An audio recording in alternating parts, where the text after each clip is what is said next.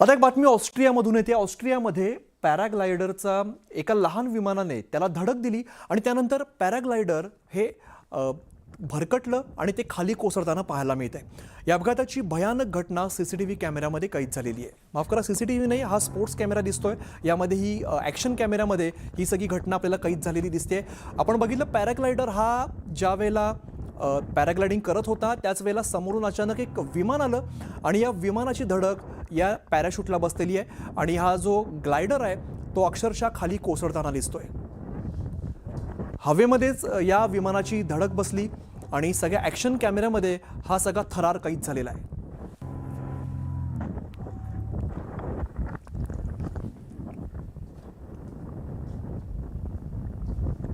एक मोठी बातमी समोर येते छत्रपती संभाजीनगरमधून। एक महत्त्वाची बातमी आहे, काय नेमकं घडतंय आपण बघूया। छत्रपती संभाजीनगर विमानतळावरती एक मोठी दुर्घटना टळलेली आहे। काय घडत होतं आपण या ठिकाणी बघूया। वादळी वाऱ्यामुळे टर्मिनल इमारतीचं आतील छत जे आहे ते कोसळलेलं आहे।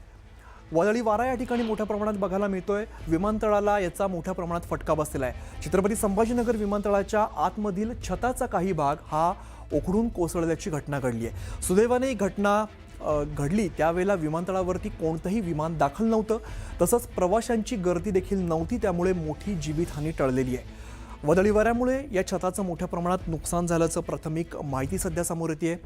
विमानतळ प्रशासनाने या परिसराची पाहणी करत सुरक्षा उपाययोजना सुरू केलेल्या आहेत। या घटनेमुळे विमानतळाच्या रचनेच्या सुरक्षिततेबाबत आता प्रश्नचिन्ह उपस्थित होत आहे। अविनाश कानडजे आमचे प्रतिनिधी आपल्याला अधिकची माहिती देतात। अविनाश, काय नेमकं घडलेलं आहे आणि कोणी जखमी झालंय का? अमित, छत्रपती संभाजीनगरमध्ये दुपारपासून अचानकच वादळी वाऱ्याला सुरुवात झाली। जोरदार वादळी वारा छत्रपती संभाजीनगर जिल्ह्यामध्ये बहुतांश ठिकाणी पाहायला मिळतोय।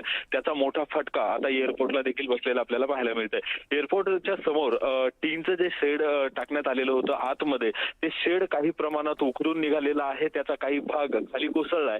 तर जे दृश्य आता आपण बघतो आहोत ते दृश्य पत्र्याचं जे शेड आहे ते पूर्णतः उचटून वरच्या बाजूला, म्हणजे ज्या दिशेने एअरपोर्ट आहे त्या बाजूला कललेलं आपल्याला पाहायला मिळतंय। पूर्ण डिस्ट्रॉय झालेलं ते या ठिकाणी दिसून येते। त्यासोबतच आताची जी माहिती समोर येते त्या माहितीनुसार छत्रपती संभाजीनगर विमानतळावर एक विमान लँड करायचा प्रयत्न करण्यात येतोय, मात्र मोठं वादळी वारा असल्यामुळे विमान लँड करण्यासाठी त्रास होतोय किंवा विमान लँड होऊ शकत नाहीये। त्यामुळे छत्रपती संभाजीनगरवर या विमानाचे घिरट्या देखील आपल्याला पाहायला मिळत आहे। एकूणच दुपारपासून सुरू झालेल्या वादळी वाऱ्याचा मोठा फटका आपल्याला एअरपोर्टला सर्वात जास्त पाहायला मिळतोय। त्यासोबतच जिल्ह्यामध्ये बहुतांश ठिकाणी मुसळधार पावसाने देखील हजेरी लावली आहे। एकूणच जर आपण विचार केला तर उकाड्यापासून नागरिकांना जरी दिलासा मिळाला असला तरी एअरपोर्ट असेल किंवा बहुतांश ठिकाणी जिल्ह्यात काही ठिकाणी घरे पडली तर काही ठिकाणी झाडं उन्मळून पडली। त्यामुळे नागरिकांची अचानक झालेल्या पावसामुळे दानादिन उडालेली पाहायला मिळते। दुसरीकडे आता छत्रपती संभाजीनगर विमानतळावर अग्निशमन दलाचे जवान असतील किंवा जी यंत्रणा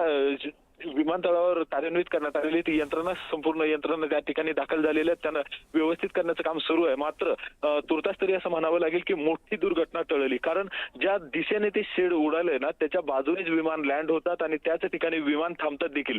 त्यामुळे कुठलेही विमान लँड होत नव्हतं किंवा त्या ठिकाणी विमान उभं नव्हतं। त्यामुळे मोठी दुर्घटना टळली असं तरी सुदैवाने म्हणावं लागेल। अविनाश, असंही कळतंय की विमानाला लँड व्हायला मोठ्या प्रमाणात त्रास होतोय, कारण वारं सुद्धा मोठ्या प्रमाणात आहे। त्याबद्दल काही माहिती आहे का? अमित, तिथे संभाजीनगरमध्ये आपण जर बघितलं तर काळे ढग दाटून आलेले, आकाशात पूर्ण ढग दाटलेले आहे। त्यामुळे बहुतांश दृश्यमानता जी आहे ती कमी आहे आणि त्यासोबतच वादळी वारा, मोठा वादळी वारा वाहतोय।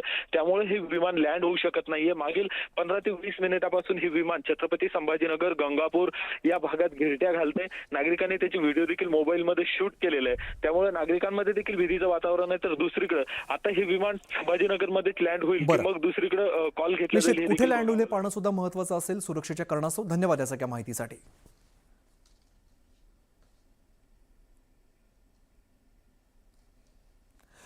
दरम्यान ही दृश्य जी आपण बघतोय ते हेच विमान आहे जे लँडिंगचा प्रयत्न करत होतं। मात्र जसं अविनाशने आत्ताच सांगितलं की वादळी वारा या ठिकाणी मोठ्या प्रमाणात आहे, त्यामुळे लँडिंगला त्रास होतोय। त्यामुळे हे विमान अजून सुद्धा छत्रपती संभाजीनगरवरती घिरट्या घालताना आपल्याला दिसतंय।